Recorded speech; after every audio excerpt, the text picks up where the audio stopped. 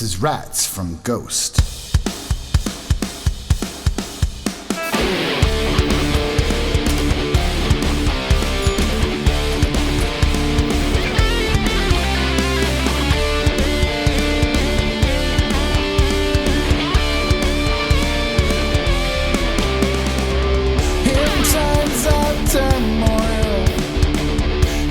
Times like these, beliefs contagious, spreading disease. This wretched mischief is now coursing through your souls. Never to let go, never to let go.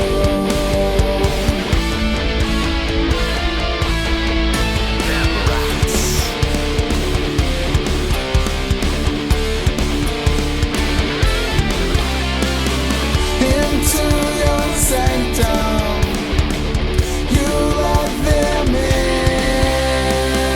Now all your loved ones and all your kin will suffer punishments beneath the wrath of God. Never to forgive, never to forgive.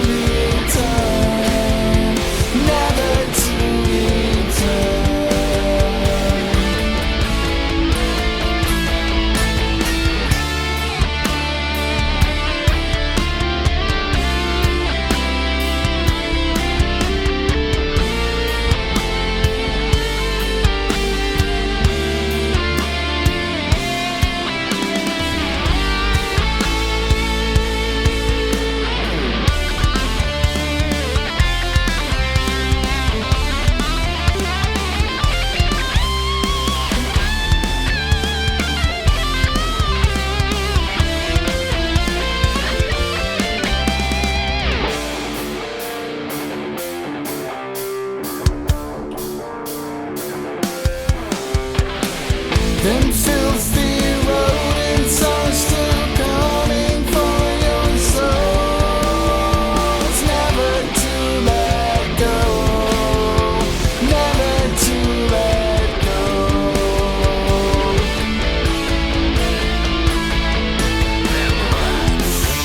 Whoa, whoa, whoa, whoa, whoa, whoa.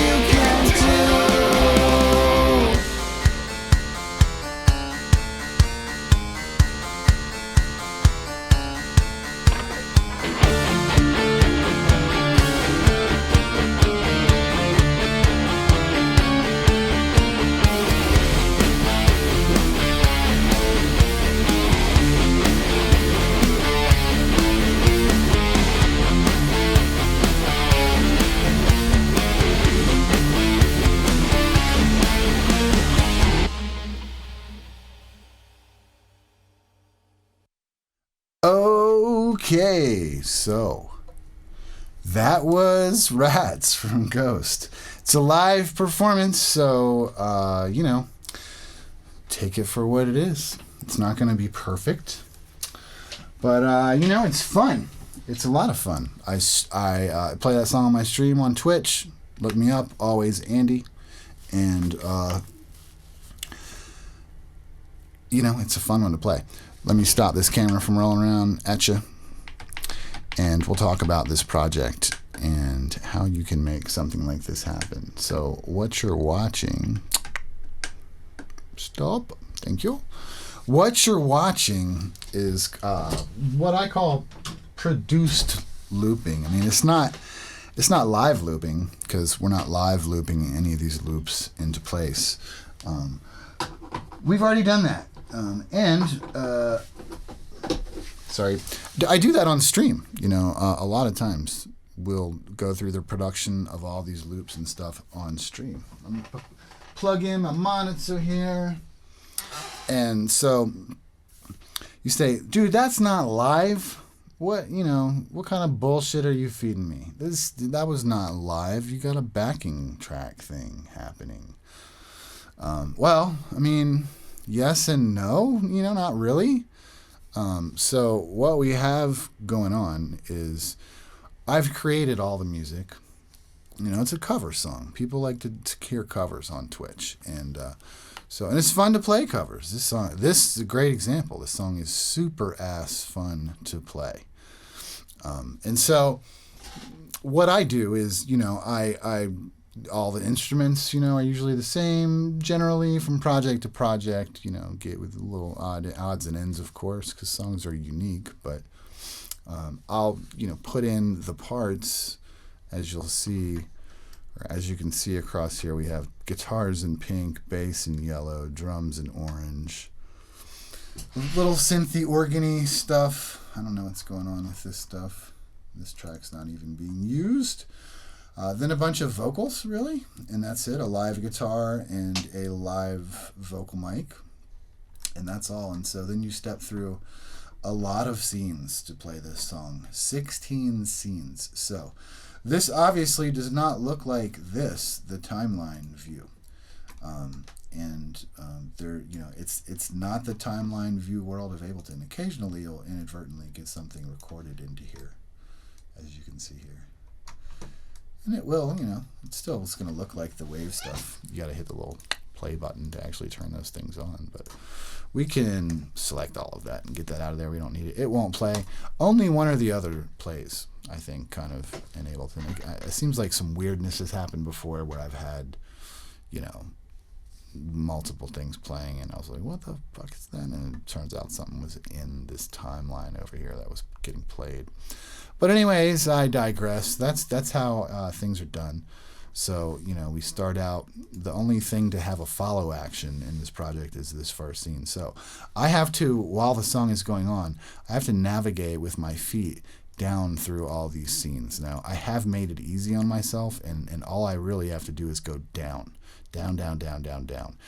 Unless, I'm streaming and, just messing around. And a lot of times, that's why it's cool to have stuff set up like this, is maybe I just want to play the guitar solo for the next 20 minutes, which you can do on stream. That's something like that is totally fine because you're playing for hours. And so it's really nice to have the option like, oh, let's just bounce back up to this part. I like that. We'll hang on that for a while. You're not stuck in anything.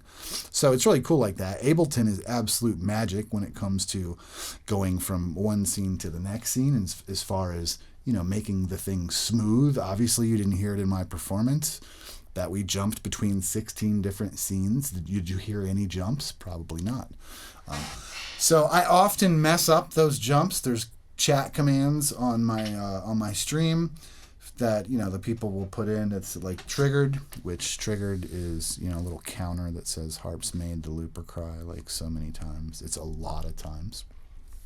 And so but it's fun. So that's why I say this is a performance. Like, think about it like this. Again, you're like, harp, quit feeding us all this bullshit. Think about it like this: a band like Intervals or Periphery, like modern metal bands and just modern bands. My friends were doing it in bands years and years and years ago, even. Matt Mahaffey and Jason Rawlings doing all kinds of cool stuff like that with Ableton and et cetera. But if the show that those guys put on, we'll go back to Cam here. If the show that those guys put on, Intervals and Periphery and those guys, if that's live performance, this is live performance. right? Because I've seen those guys break down how they do stuff like on stage, and they play, you know, to a track, to a click thing, and everything is automated. Even their amp changes and stuff like that, their channel changes and effect changes. A lot of that is pre-programmed and triggered from the master Ableton thing that's playing with them on stage, right? So dude doesn't even have to change his guitar tones. It's just there when it gets to the chorus, you know, or whatever. So in a sense, you could say what I'm doing is more of a live performance than what a lot of people, you know, in live bands right now are doing. If they're doing like that kind of a thing, you know, I mean, it's all, you're just like, it's semantics. You're just talking shit, really. And furthermore, I've played all of the parts into this, be it drums, bass, keys, whatever it might be, and all the vocals. I've arranged it, played it, and all that kind of stuff. And then I play it back. And so that's why we say it's a performance. So let's talk about it. What did we do? What do I do? So the first one has what's called a follow action. So if I double click on this cell over here in the master list called start, which selects this scene, look down here, we'll see the follow action button is lit up yellow. It's the only one in this entire thing that's like that. That means after a certain amount of time, in this case action time, 2 bars, it's going to jump to the next scene. So what happens? Let me turn it down a bit all here. It's just a drum intro. Easy peasy, right? And we're into the next one, just like that. Now it's going to be up to me. I'm going to have to use my feet to get around with this stuff. So let me show you. You can use this one. Good old OBS, making stuff look great, you know? It's always working with you, OBS, to make things look great. But anyways, look down here. I guess you could actually see it here in that little thing. This is a Nectar Pacer, and these buttons are set up. 2 of these buttons right here are set up to go down and up. So when you're in Ableton, you'll see down, see that thing kind of moving down through the, or up, you know, whatever. So back over here out to the right of that Pacer is a little M-Audio 2-way MIDI trigger switch thing. And I simply, when I get to the one that I want to launch, I just press it like that.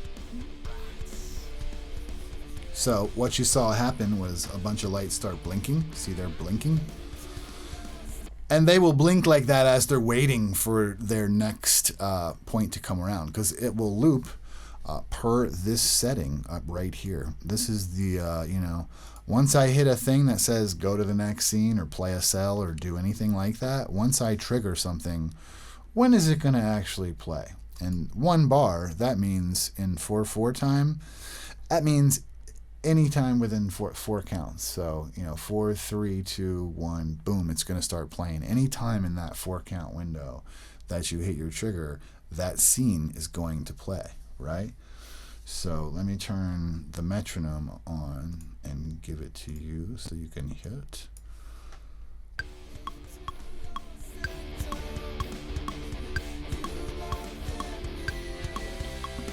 Now watch me over here. I will press this with the mouse and you can hear that 1, 2, 3, 4, 1 click, 2, 3, boom, there it goes. 2, 3, 4, 1, 2, 3, click, go, 2, 3. So I usually end up doing it like on the 4 count. Occasionally, not all songs are just standard 4/4 and, you know, 3/4 normal shit. Even a standard time signature is fine with Ableton, but often, especially older songs and songs with you know, intricate songwriters will often have an extra bar on the end of something or before something, or an extra 2 notes. I do that shit all the time in stuff that I write, always have, and Ableton does not like that.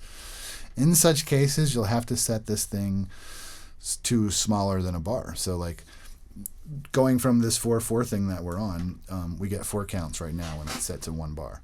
If we switch that to 1/2, we would get 2 counts, a 2 count window within which to hit our trigger. 1/2 T throws is just triplet. 1/4. If you go to there, then you get 1 count. So that's where you go. If things are hokey and you got weird loop sizes and things like that Ableton doesn't like, you set it to 1/4, and that means the next beat from when you hit that trigger, that's when it's going to go. So it makes it hard because you only get 1 beat, but it makes it very dependable too. And really, you can usually get it in there. Just have your thing moved and be ready to go, and boom, tag it and move on. So that's how I roll through the projects, I guess you could say. So we can talk. Let's go through the song. I'll tell you about the parts. I guess there's 2 things we could talk about: the instruments and the project setup itself, and also how I broke down the thing. So let's first do how I broke it down, then I'll tell you. For those that are still interested, I'll just show you quick what's on each channel, kind of. So we start with the drums now, and I'll just tell you the instrument stuff as we go. Get Good Drums is where the drums come from. This is Modern and Massive. It's a fantastic kit. And so I don't do much of that. I kind of use their turbo setting, which is pretty much processed, and I balance out some of the levels a bit to my taste.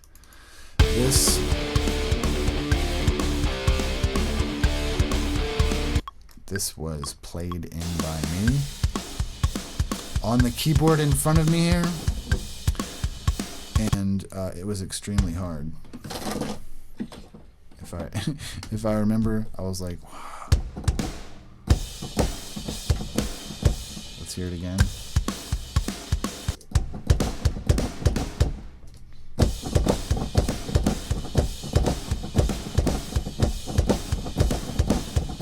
So, and then because of just the way it was, nothing's quantized throughout the whole thing. So drums are live, bass is a bass guitar, and bass guitar comes through. That's what the bass sounds like. So what are we doing to it? The most important thing we're doing is the MOTT from Slate Digital. That's off. Meh. On. And so there's a very, very good chance you just now did not get the effect of that at all. I barely got it, and I'm listening in DT 770s here. That's like, you got to be on a system. A car, an SUV with a big thumper stereo is a great place. Like that plugin just fixed. Man, not that anything was like wrong with my bass. It's just like, boom, the bottom end in my mixes are so much better with this MOTT plugin from Slate. Anyways, then we have an infinity Q. I don't know what it's doing. Okay, it's just pulling out a little resonance there. Apparently I must have heard something ringing. A tuner, a little bit of chorus from Kilohertz. It's a mild chorus. It's nice, really smooth. I like that on there. It sounds soloed. It sounds like a lot, but in a mix, it's not a little more than flavor. So then we have on the channel itself, we're going through. We're doing the SSLG on this project, and we're driving it semi-hard. That's this up here, 12 out of 18. Going through an EQ because I like this the mid-range tonality that comes out of this EQ, and so we're using the EQ and boosting really mids, pulling out a little of the top, the bottom actually that needs to come out a little right there too, and as does that right there. Stuff I've later. You're constantly mixing. I've just got the Slate VSX in here too, and so I've been remixing a lot of stuff. Anyways, we have the custom opto compressor, pretty much just the bigger bass preset. I didn't mess with much to it. There's not much going on there. That's the bass. It's simple and sounds good. So we go into the intro. Unsolved.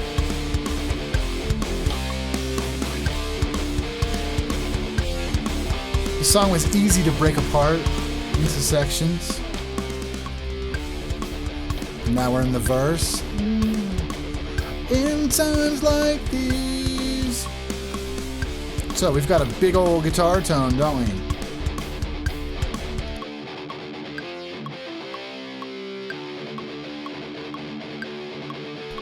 guitar tone. This is all coming from, I want to say, the Ibanez 7-string with the Fluence Abasi pickups in it. And we have 2 guitar tracks basically for the mainstay of the song, which is totally normal for me. I always do multiple guitar tracks, usually more than 2, and there are some extras, but they're just for kind of stuff. They're not really, double, triple quads and stuff like that. But sometimes I do that stuff. I didn't with this. I used a new thing that I picked up. So what we've got on here, this is a complex chain on this one guitar.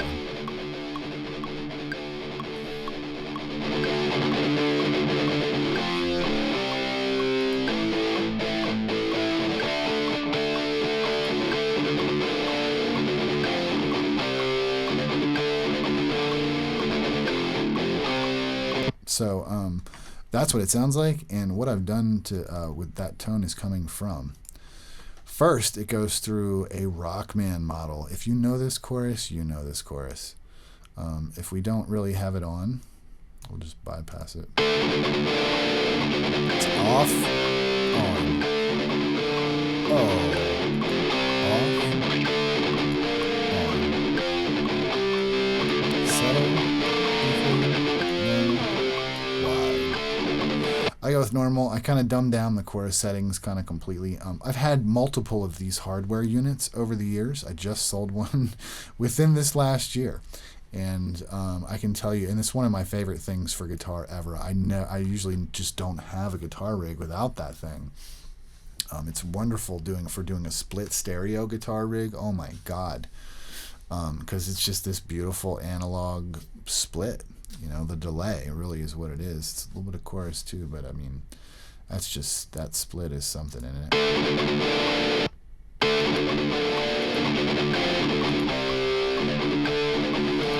So that kind of gives us a stereo effect that I usually get from doing, doubled and hard panned guitars. And the next of that, the tone itself is coming from in England.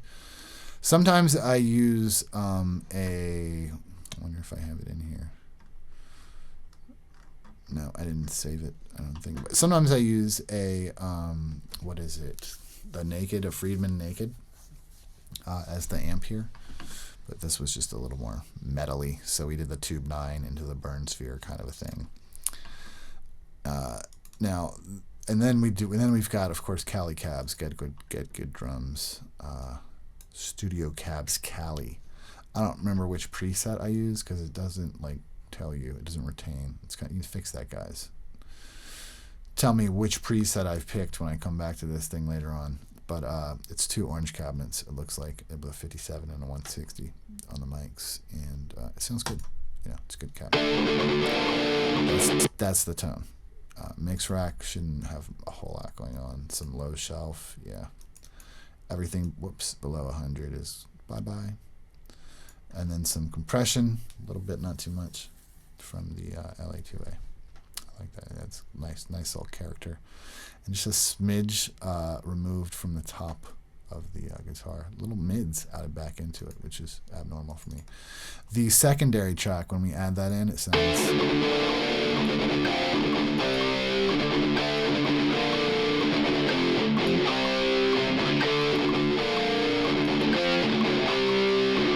So that's kind of the effect you go for there. We're just kind of still doing kind of a... What is in here? Doesn't need to be there. That's not on. We're just doing still kind of a stereo, a double track kind of a thing. This amp is a Soldano Hot Rod 100 with a Tube 9 still, a Tube Screamer in front of it. It's a blazer of a sound, of a tone.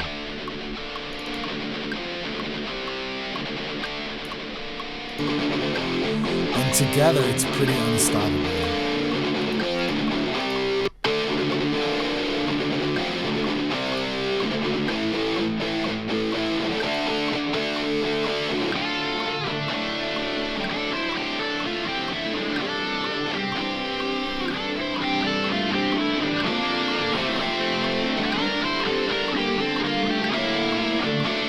You get the idea. That is the guitar section. The only other thing is vocals, I guess, really. pull up a set of those. This wretched mischief is now. This devastation left your cities to be burned, never to return, never to return. It's like standing in front of people naked. Oh, frozen. These channels are pretty much all the same. The mics may change between the 251, the 800M, and the 47. This one's the 251, but we'll have a gate, a pre, again the channel strip, which needs to be grouped properly, Harp. Now I need to check all those channels. A low shelf, we've got some boosted mids for sure. There's some removal of highs and an LA2A on a smooth vocals preset. And we'll look at all those. Oops, I've clicked things. So then we also have on those tracks, yeah, see here's an 800M. This one, of course, is grouped properly, so that's looking right. Trimmer is just utility. You can get your gain staging stuff right. These tracks, these backing tracks get Metatune, which is just, vocal tuning. We have a slight vocal tuning going on here from the light tuning preset. And really, I do that, of course, in anything recorded you do, but for the live stuff too, I'll do it when there's a bunch of harmonies like that, just to make sure that like everything's good and solid in tune. And you can like be kind of lazy about tracking, but at the same time, you have to have a good performance, right? I mean, in the first place, otherwise it's gonna suck. So let me turn off. Here's all of the oh, that one doesn't even have a thing on it anyways. But I'll turn off all the tuning here. This devastation left your cities to be burned, never to return. So you can hear that's not a bad vocal in the first place. It's pretty much in tune. So and if you do it 20 times, 30 times on each take, you can get a better performance, even. But in our world today, you don't have to do that. You can just simply have a plugin like Metatune. Yeah, this vocal channel. This is what my live vocal channel looks like. So that obviously was a dupe off of that to add another channel there. This devastation left your cities to be burned, never to return, never to return. Just put that right over there. And so that's the vocals. I'll put them on a group channel, and that way, ooh, this one's even got a fresh air on there. It's another great plugin from Slate that does exactly what you would think. Mid-air, high air. You can link the two of them once you get a balance that you like. So we'll turn it off and let you hear. This devastation left your cities to be burned, never to return. Yeah. Never to. You see what I'm talking about? It's amazing how much stuff you get from Slate for like just over $100 a year. I'll show you another. This is a must-have plugin. This is the SSL. I believe it's the G bus compressor. Play that. This devastation left your cities to be burned, never to return, never to return. It's still off. This devastation left your cities to be burned, never to return. So yeah, never to return. that's totally awesome. And then we have, of course, the console model. If you are on good headphones, you'll be able to hear the difference in console models. I'll show you that real quick before we shut her down. That sounded like not something I would say.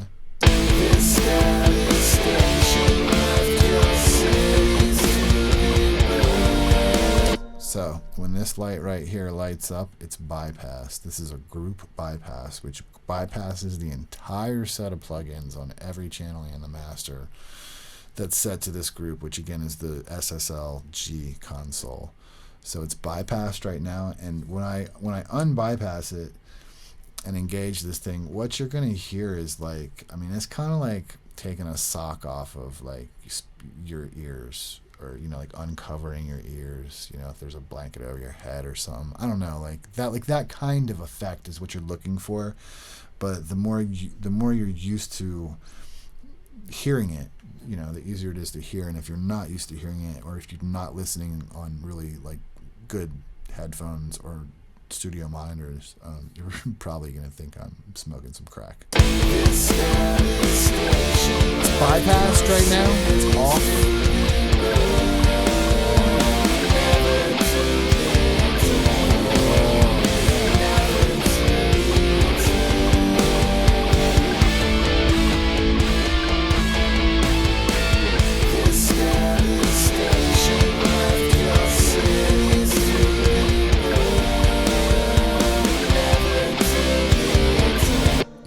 So like you can hear it, it just kind of makes it a little more dull, right? And so dig this. We'll check out the Trident 80B. I love this console. We'll switch consoles while it's doing that, and so see if we can hear the difference there. This Trident should be a smidge brighter than this SSL.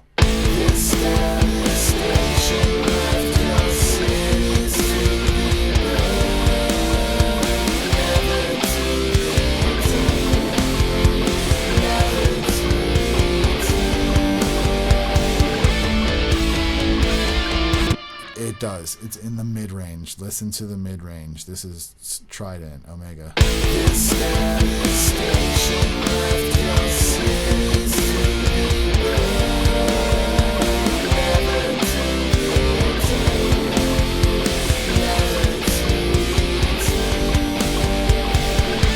It's like a mid-scoopy vibe without the scoop.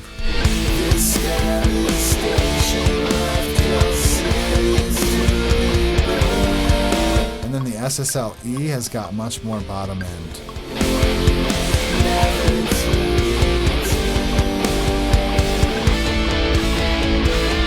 It's full. Like, I feel like that'd be great for pop.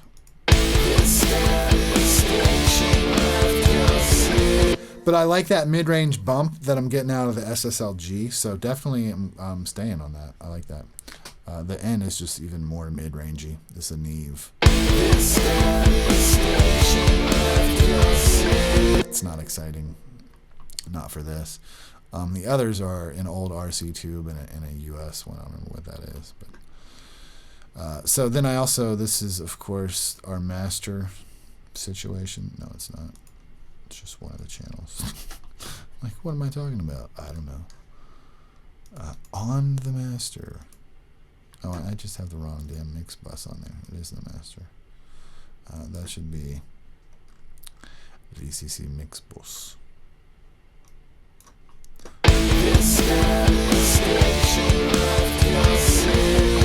So then we also have the 550 EQ, which is just it's this EQ where all we're doing is boosting 2 at 10.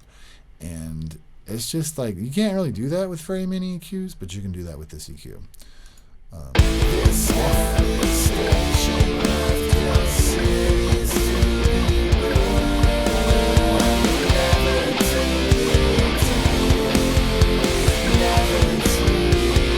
Right? I mean, dude. So like, let's add, these are tiny things. Let's add them up, right? So like, let's turn them off.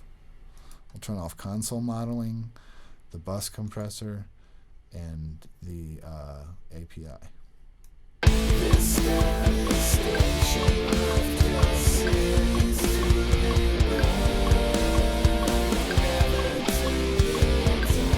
Now there will be a little bit of a gain. It's going to bump up in gain slightly, but try and ignore that. We're still bypassed.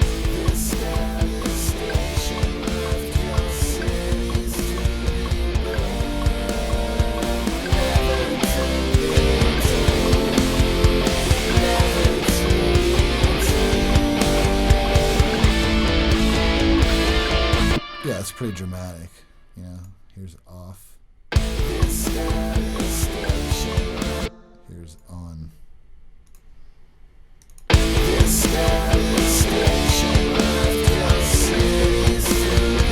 So it's like I say often, a lot of little things make a big thing. Like, for sure, that is true here. So that's how I put Rats together. I think I covered everything. Talked about a lot of stuff. Hope you probably learned something out of it. If you are curious about how you get your Nectar Pacer set up to control Ableton and stuff like I do, I've got videos about it. Just look up like 5-minute looping and like Nectar Ableton looping shit. I've got one that's like loop like a boss pedal, something like that. Check them out. Those will help you get your Pacer or whatever you have set up. It works for anything. Anything that sends a MIDI message that you can press with your foot will do these things. This is just really handy because like I have all my guitar channel buttons right here and my up, down, and Ableton like I talked about. But then I can change this preset like up one, and then I get into my loop controls, which are learned to the cells in Ableton. So in a lot of songs when I'm playing on stream, I'll get to a point where it's like, oh, here's the loop section. Cool. You go ahead and hit this button and it's ready to loop there. You hit it again, it starts looping. You hit it a third time, it stops looping. You hit this one, you're on to the next track. Hands free, just getting some looping happening with some guitar stuff or whatever you're doing in the middle of the song. All that through, being able to program and access the patches on this powerful foot pedal. It's difficult to program, I'll give you that much, man, the Nectar Pacer, but once you get the hang of it, you can get it done and off you go. So I hope that was useful. If it wasn't, just tell me to screw off in the comments. Rock your day. Cheers. Well, I don't know what's this double pointing. If I do this, anything like this, it's like that, which that's a little aggressive. I mean, we might be able to just cheers or bye. Bye-bye.